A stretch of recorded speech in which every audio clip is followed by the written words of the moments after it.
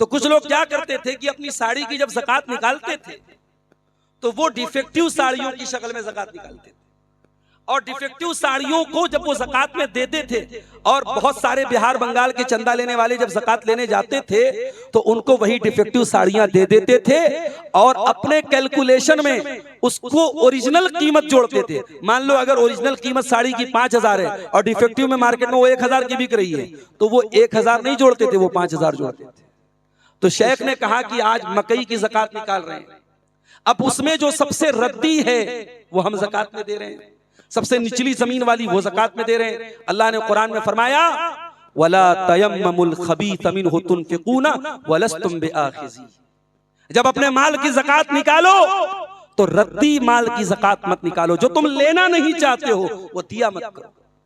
इसीलिए अल्लाह के नबी जब किसी को ज़कात लेने भेजते थे तो अल्लाह के रसूल सल्लल्लाहु अलैहि वसल्लम हुक्म देते थे कि बहुत आला माल की ज़कात मत लो और बहुत लो क्लास की ज़कात मत लो। एवरेज, कोई खजूर का कारोबार कर रहा है, बहुत उसके पास हाई क्वालिटी की भी खजूर होगी, लो ग्रेड की भी खजूर होगी, तो ज़कात में एवरेज क्लास की जो बीच की है, दरमियान की है, वो ज़कात में हम लेंगे। तो अनाज में भी वही मसला है, अगर आप अनाज में ज़कात में बिल्कुल थर्ड क्लास का गल्ला निकाल रहे हैं तो ये गलत है और कुरान की इस आयत के खिलाफ है। वल्लाहु आलम बिस्सवाब।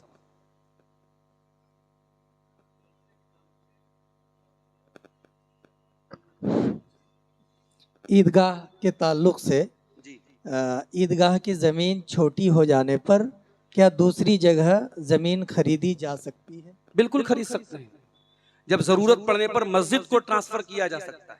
हिंदुस्तान में बहुत सारी मस्जिदें हैं, और हिंदुस्तान में क्या सऊदी अरब में भी हैं कि जहां मस्जिद थी वहां हाईवे बन गया, उस मस्जिद को कहीं और मुंतकिल कर दिया गया, तो कर सकते हैं, कोई हर्ज नहीं।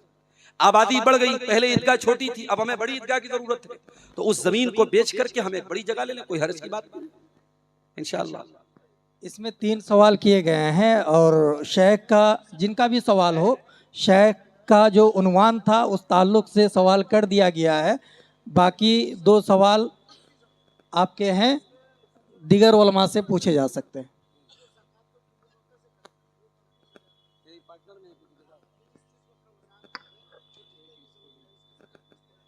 ठीके की जमीन है, ठीके की खेती है? देखिए, खेती के बहुत सारे मसाइल, चूंकि मैं किसान नहीं हूँ, मैं बनारस का रहने वाला हूँ, हमारे यहाँ खेती नहीं होती, तो खेती के बहुत सारे मसाइल से मैं नावाकिफ भी हूँ।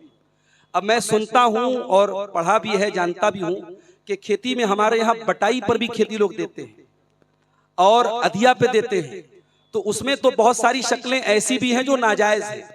आप उलमा से उसकी डिटेल पता कर लें कि बटाई और अधिया पे जो ज़मीन देते हैं उसकी कौन सी शक्ल जायज़ है, कौन सी शक्ल नाजायज़ है, और उसमें उसूल वही रहेगा कि जितने माल के हम मालिक हैं उतने की हमको ज़कात देना है।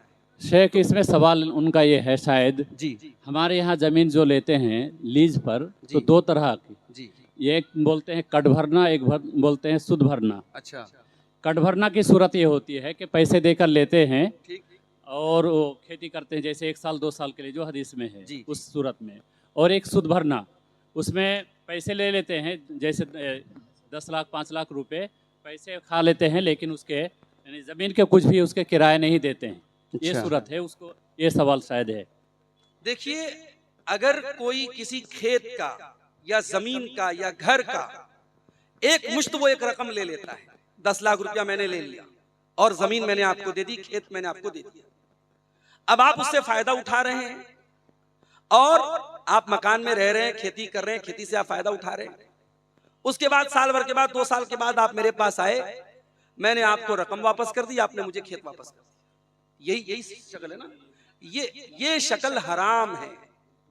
ये शक्ल क्यों हराम है समझ लीजिए उसकी बात।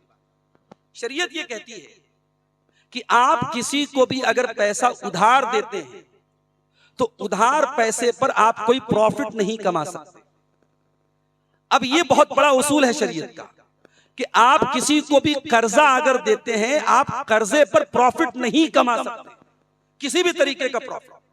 मिसाल के तौर पे मैंने आपको ये मोबाइल दिया और आपसे मैंने 1 लाख रुपया कर्जा ले लिया, तो ये मोबाइल मैंने आपके पास गिरवी रखा है, ये बतौर गारंटी मैंने रखा है। आप इस मोबाइल को चला नहीं सकते, अगर आप चलाएंगे सूद होगा। इसी तरीके से अगर मैंने 1 लाख रुपया किसी से लेकर के उसको मैंने अपना मकान दे दिया और वो आदमी उस मकान में रह रहा है और मैं उससे कोई किराया नहीं ले रहा हूं, और फिर जब वो मकान खाली करता है वो पैसा वापस लेता है, तो ये गलत शक्ल है, ये उस सूद की शक्ल है। अब यही शक्ल अगर खेती में हो रही है तो खेती में भी गलत है, जमीन में भी गलत है, सामान में भी गलत है। आप उसको अपने अपने हिसाब से अप्लाई करिए। वल्लाहु आलम बिस्सवाब। एक भाई साहब ने 2 सवाल किए हैं जी। उनमें से एक सवाल शेख के हवाले कर रहा हूँ। बेटा को अब्बू जान कह के बुला सकते हैं या नहीं? शेख अभी बात कर रहे थे, मैं थोड़ा सा मुझे मुनासिब बात नहीं लगी। देखिए, शरीयत का एक उसूल है कि आपकी आम बोल चाल में अगर आप कोई बात बोलते हैं तो शरीयत ये कहती है कि उर्फ का एतबार होगा। उर्फ में आप उस चीज से क्या मुराद लेते हैं। मिसाल के तौर पे छोटे बच्चों को कहीं कहीं पापा भी बोलते हैं। हमारे यहाँ पापा बाप को बोलते हैं बहुत सारे लोग। तो क्या छोटे बच्चे को अगर कोई पापा बोलता है तो क्या इस नीयत से बोल रहा है कि ये मेरा बाप है? नहीं। तो यहां पे अगर हमारे उर्फ में छोटे बच्चों को लोग साले बोल रहे हैं तो वहां साले से कोई मुराद अपनी बीवी के भाई को नहीं ले रहा है। बनारस में आप गालिबन आपके यहाँ अगर किसी को साले बोल दिया जाए तो नाराज हो जाएगा आदमी, भाई गाली दे दिया। बनारस में बहुत सारे लोगों की बोलचाल में, बनारस और मऊ में जो हमारे भाई पढ़े हैं वो जानते हैं, वहां बोलचाल का एक कल्चर का एक हिस्सा है, बात बात पे साले बोलते हैं। तो इस तरीके के जो अल्फाज हैं उसमें हम उसके माना को तय करने में हम ये देखेंगे कि समाज में क्या माना लिया जाता है। तो हम ज्यादा से ज्यादा ये बोल सकते हैं कि बच्चों को साला कहना मुनासिब नहीं है, हराम का लफ्ज इस्तेमाल करने से हमें परहेज करना चाहिए। डायरेक्ट इसको हराम नहीं बोलना चाहिए। इसी तरीके से आपने कहा छोटे बच्चों को अब्बू जान जो बोलते हैं, भाई अब बच्चों को अब्बू क्यों बोलेंगे आप? ऐसे भी बोलना मुनासिब नहीं लगता है। लेकिन अब ये यहाँ पे जैसे बहुत सारे लोग अपनी बीवी को प्यार में जो है मोहब्बत में कुछ भी बोल देते हैं, अरे मेरी अम्मा ऐसे बोल देते हैं। तो शरीयत में अगरचे जो जिहार की शक्ल बताई गई कि बीवी को अगर माँ की पीठ की तरह कह दिया जाए तो बीवी हराम हो जाती है, वो चीज यहाँ मुराद नहीं है। इंसान उस नीयत से अपनी बीवी को अम्मा नहीं कहता है, मगर नहीं कहना चाहिए, मुनासिब नहीं है, गलत है ये। इस तरीके के जो अल्फाज हैं उनसे बचना चाहिए। अभी एक मसला हमारे सामने आ जाया, एक साहब ने एक औरत से निकाह किया, अभी रुखसती नहीं हुई है, निकाह हुआ है। औरत से उनकी बातचीत हो रही है मोबाइल पे, जायज भी है। निकाह अगर हो गया है तो जायज भी कोई मसला नहीं है। लेकिन आप एक बात समझ लीजिए, अगर निकाह हो गया है तो रुखसती कर देनी चाहिए। रुखसती ना करने का नतीजा क्या होता है? मोबाइल पर हर तरीके की बात होती है और कभी कभी बड़ी गलतफहमी पैदा होती है। तो शौहर ने बीवी से क्या कहा गुस्से में कि मैं तुम्हें छोड़ रहा हूं। अब बीवी बेचारी परेशान है, उसने मसला पूछा कि मौलवी साहब शौहर ने ऐसा बोल दिया मैं तुम्हें छोड़ रहा हूं। तो मैंने कहा अगर उसने तलाक की नीयत से बोला था तो तलाक हो जाएगा। शरीयत का मसला यही है, अगर आपने जिस नीयत से बोला है, अगर आपने बीवी से इस नीयत से बोला है कि तलाक दे रहे हैं और आपने कहा मैं तुझे छोड़ रहा हूं तो तलाक हो जाएगा। तो शौहर ने कहा नहीं मेरी ऐसी नीयत नहीं थी, मैंने गुस्से में ऐसे कहा था। मैंने कहा आइंदा आप गुस्से में भी इस तरीके का लफ्ज इस्तेमाल नहीं करेंगे। तो हमें अल्फाज के चुनाव में भी बहुत एहतियात बरतनी चाहिए। वल्लाहु आलम बिस्सवाब। हल्दी लगाने, शादी ब्याह में हल्दी लगाने पर मैं पहले भी तकरीर में बोल चुका हूं, इसका इस्लाम से कोई ताल्लुक नहीं है। ये पूरे तरीके से गैर इस्लामी कल्चर है, हिंदुआना कल्चर है। आप गूगल पे जाके सर्च कीजिए, हिंदू मजहब में हल्दी ये शुभ मानी जाती है, बरकत की अलामत मानी जाती है। हल्दी ठीक है, उसके अंदर कुछ फायदे भी हैं, स्किन ग्लो करती है उससे। अगर आप एक दवा के तौर पे हल्दी लगा रहे हैं, शादी के पहले दुल्हन लगा रही, दुल्हा लगा रहे, कोई हर्ज की बात नहीं। लेकिन पूरी एक सेरेमनी करना हल्दी के नाम से, सारी लड़कियों का पीले पीले कपड़े पहनना, लड़कों का पीले पीले कपड़े पहनना, खाना करना, ये पूरा गैर इस्लामी कल्चर है और हमें इससे बिल्कुल बचना चाहिए। ये सही नहीं है, ये मुनासिब नहीं है और मन तशब्बह बिकौमिन फहुवा मिनहुम की रोशनी में ये गलत है। हमारे समाज में ये तो बहुत ही गलत रिवाज चल पड़ा है कि आजकल मंडप सजाया जाता है हल्दी रस्म में, तो ये सरासर नाजायज़ है, हराम है, हराम है।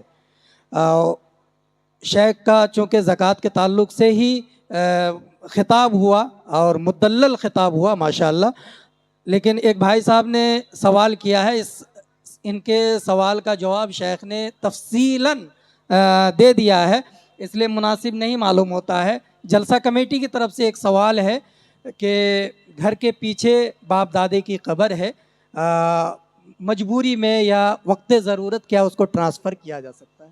बिल्कुल ट्रांसफर किया जा सकता है। अल्लाह के रसूल सल्लल्लाहु अलैहि वसल्लम के अमल से, सहाबा के अमल से ऐसा सबूत मिलता है कि ज़रूरत पड़ने पर कब्रों को मुंतकिल किया जा सकता है।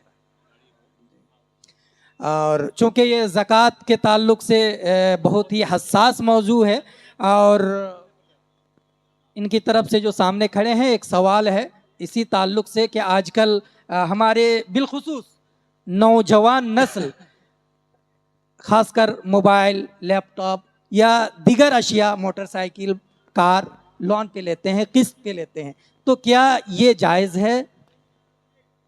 देखिए, सवाल है ना जी। दो बातें आप समझ लीजिए, बहुत अहम सवाल है ये और इसका जवाब समझने की जरूरत है। आज मोबाइल की दुकान चलाने वाले अक्सर जो है वो लोन पे फोन के नाम से ऐड भी चलाते हैं।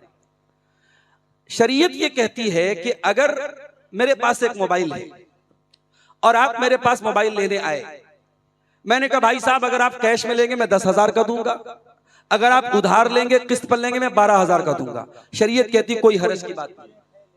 अगर कीमत तय है, पहले से मुतय्यन है, तो नगद की कीमत अलग और उधार की कीमत अलग हो सकती। लेकिन अगर हमने ये कंडीशन लगाई कि आप महीने की 1 तारीख को आपने EMI पे नहीं किया, 2 तारीख को हम 50 रुपया 100 रुपया पेनल्टी लगा देंगे, 5 तारीख तक अगर आपने EMI पे नहीं किया हम आपका मोबाइल बंद कर देंगे, ये शर्त गलत है और ये उसको सूदी शक्ल बना देगी। दूसरी बात ये कि जो आदमी मोबाइल बेच रहा है, जो 2 व्हीलर बेच रहा है, जो 4 व्हीलर बेच रहा है, जो उसका मालिक है, वो आपको फाइनेंस कर सकता है, थर्ड पार्टी फाइनेंस नहीं करेगी। अगर थर्ड पार्टी फाइनेंस करेगी तो सूद माना जाएगा। तो आज मोबाइल की दुकानों पर जो भी मोबाइल आपको लोन पे दे रहा है वो खुद नहीं दे रहा है, वो बजाज फाइनेंस के थ्रू दे रहा है, वो किसी कंपनी थर्ड पार्टी के थ्रू दे रहा है। तो थर्ड पार्टी के जो थ्रू दे रहा है तो फिर आपका सौदा उस दुकानदार से नहीं हुआ, दुकानदार को तो अपने मोबाइल की कीमत मिल गई, अब आपका जो सौदा हुआ है वो बजाज फाइनेंस से हुआ है, आपका बैंक से लोन पास हुआ है, तो बैंक से आपने उधार लिया, आपने सामान नहीं लिया, आपने बैंक से पैसा उधार लिया है। 10,000 का मोबाइल था, बैंक ने वो 10,000 मोबाइल के दुकानदार को दे दिया और उस 10,000 पर बैंक आपसे इंटरेस्ट लेकर के आपसे 12,000 15,000 ले रहा है, प्लस हर महीने आपसे जो है EMI पर फाइन लेगा। इसलिए मेरे और जज़ाकुमुल्लाह, चूँकि वक्त भी ख़त्म हुआ चाहता है, और आखिरी सवाल शेख से कि कुरान मजीद को रूई या दीमक खा जाए तो ऐसी सूरत में उसे क्या करना चाहिए? देखिए, जो कुरान करीम इस लायक नहीं है कि उसको पढ़ा जा सके, वो दीमक लग गया या खराब हो गया, वो सीधा हो गया, तो उसको क्या किया जाए, ये एक आम सवाल आता है। उसमें 2 तरीका आप अपना सकते हैं। एक तरीका ये है कि आप घर की किसी सेफ जगह में उसको दफन कर दीजिए, जला करके उसे, आलम मिफ्ताही जी, उसको आप जला करके दफन कर दीजिए, या उसे किसी दरिया में आप बहा भी सकते हैं। लेकिन दरिया में बहाने में फिर ये बेहुरमती का अंदेशा रहता है, इसलिए बेहतर ये है कि उसे दफन कर, अगर दीमक वगैरह लग गया, बिल्कुल वेस्ट हो चुका है, तो उसको आप दरिया में बहा भी सकते हैं। वल्लाहु आलम बिस्सवाब।